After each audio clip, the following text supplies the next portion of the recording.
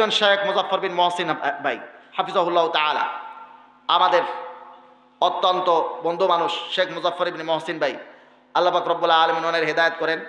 জাল হাদিসের কবলে রসুলের সালাত বইটা লিখেছেন উনি।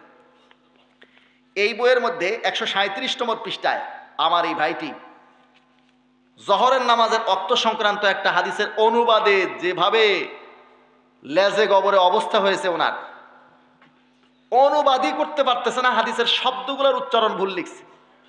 তাহলে এদের যোগ্যতা আছে কোরআন হাদিস থেকে মাসলা বের করার? যেখানে হাদিসের অনুবাদই বুঝে না, সেখানে পাবলিককে বলে তোমাদের মাযহাব মানা লাগবে না। আরে তোমাদেরই তো, শায়েখদেরই তো কোরআন হাদিস থেকে মাসলা বের করার কোনো যোগ্যতা নেই। দেখেন এখানে লিখছেন আবি যাররিল গফারি, হযরত আবু যার গফারির থেকে বর্ণিত। আমি প্রথমে হাদিসের আসল অনুবাদটা শোনাই।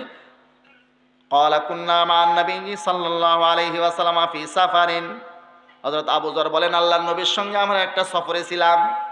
ফাআরাদাল মুয়াজ্জিনু আন ইউয়াজ্জিনা লিয-যুহরি, মুয়াজ্জিনে যহরের নামাজের আযান দেওয়ার ইচ্ছা করলেন। ফাকালান নবী সাল্লাল্লাহু আলাইহি ওয়াসাল্লাম আবরিদ, আল্লাহর নবী বললেন ঠান্ডা করো। সুম্মা আরাদা ইউয়াজ্জিনা, এরপরে আবার দীর্ঘক্ষণ পরে মুয়াজ্জিনে আযান দিতে ইচ্ছা করলেন। ফাকালা লাহু আবরিদ, আল্লাহর নবী বললেন ঠান্ডা করো। হাত্তা রাআইনা ফাইআতুলুল, এমনকি আমরা টিলা সমূহের ছায়া দেখতে লাগলাম। তল্লুন মানে টিলা, বহু বচন হলো তুলুল। আমার এই বন্ধুটি এখানে উচ্চারণে লিখছে তালুল, উচ্চারণও ভুল লিখছে। আবার দেখেন অনুবাদটা কি করছে। অতঃপর যখন দেখেন আল্লাহ রসুল সাল্লাল্লাহু আলাইহি ওয়াসাল্লাম, হাদিসটা হয়তো আপনারা বুঝেন নাই, জহরের নামাজের আজান দিতে এরাদা করছে মুয়াজ্জিন আগে ভাগে। আমাদের এই ভাইরা আগে ভাগে আজান দেয় না? আল্লাহ রসুল বলছেন দেরি করো, দেরি করো, আরো দেরি করো, আরো দেরি করো। রাবি বলতেছেন আমরা টিলার ছায়া দেখতে লাগলাম। টিলা ছড়ানো, ছড়ানো জিনিসের ছায়া পড়ে দেরিতে।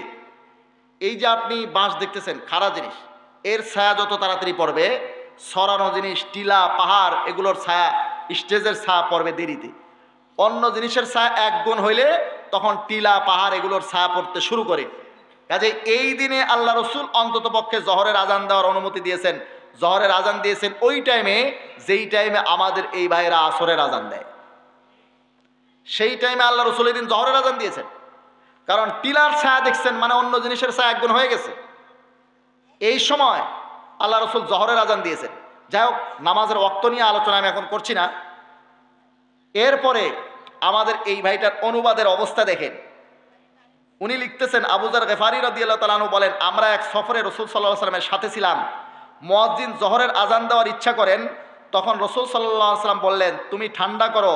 অতঃপর যখন আজান দেওয়ার ইচ্ছা করেন তখন আবার বললেন তালুল দেখা পর্যন্ত দেরি করো। দেখেন কতটা অজ্ঞ হইলে, মূর্খ হইলে, জাহেল হইলে এই অনুবাদটা করতে পারে। লিখতেছেন অতঃপর যখন আজান দেওয়ার ইচ্ছা করেন তখন আবার বললেন তালুল দেখা পর্যন্ত দেরি করো। উচ্চারণ তুলুল, লিখছে তালুল। আবার আল্লাহ রসুল বলছেন আবরিদ ঠান্ডা করো, আরো দেরি করো। আর রাবি বলতেছেন এমনকি আমরা টিলা সমূহে দেখতে লাগলাম। উনি রাবির কথা আর রসুলের কথা দুটাকে একাকার করে আল্লাহ রসুলের কথা বানিয়ে দিয়েছে। আবার তালুল শব্দের কোনো অর্থও লেখে নেই। তাইলে শব্দের উচ্চারণে ভুল, শব্দের অর্থ ভুল, দুই বাক্য মিলিয়া যে অর্থ হয় সেখানে ভুল।